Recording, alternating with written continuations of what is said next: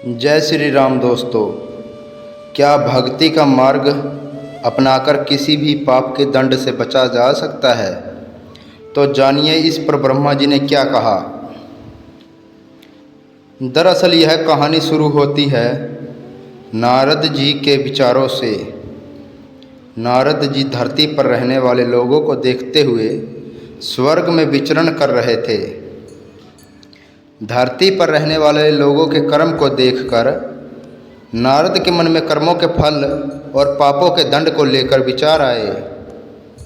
अपने यह विचार लेकर वह ब्रह्मा जी के पास जाते हैं और ब्रह्मा जी से पूछते हैं, हे ब्रह्मा जी, यदि बुरे कर्म करने वाला इंसान अच्छे कर्म करने लग जाए तो क्या वह अपने पापों से मुक्त हो सकता है? क्या वह अपने पापों से मिलने वाली सजा से बच सकता है? तब ब्रह्मा जी ने नारद जी के इन सवालों का जवाब देते हुए कहा कि हाँ भी और नहीं भी। हाँ का मतलब यह है कि अगर कोई इंसान अपने किए गए पापों से मुक्ति पाना चाहता है तो उसके लिए निस्वार्थ भाव से अपनाया गया दान, पुण्य, धर्म और भक्ति का रास्ता सबसे उत्तम है। अगर इंसान दिल से अपने पापों का पश्चाताप करते हुए निस्वार्थ भाव से दान, पुण्य, धर्म और भक्ति का रास्ता अपनाता है तो वह उस जन्म में मिलने वाले पापों के दंड से मुक्त हो सकता है। इससे उस इंसान के किए गए पापों की सज़ा कुछ कम जरूर हो जाएगी, लेकिन पापों का दंड तो जीवन काल में भोगना ही पड़ेगा।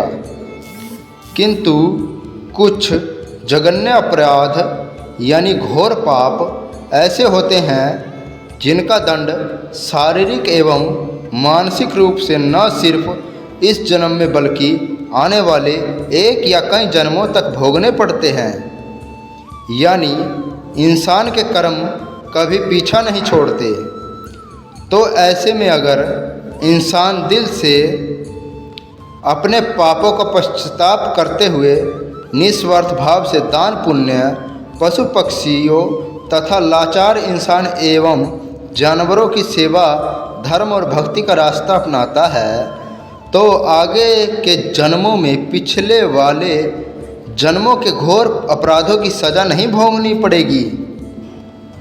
यदि वो अपनी पूरी उम्र श्रद्धा और विश्वास से ईश्वर की भक्ति में और पुण्य कर्मों में लगा देता है तो वह अपने पापों से सदा के लिए मुक्त हो सकता है। पूरी श्रद्धा से की गई भावना, भगवान की भक्ति और निस्वार्थ भाव से अपनाया गया दान, पुण्य, धर्म, भक्ति में इतनी शक्ति होती है कि इंसान मोक्ष तक को प्राप्त हो सकता है।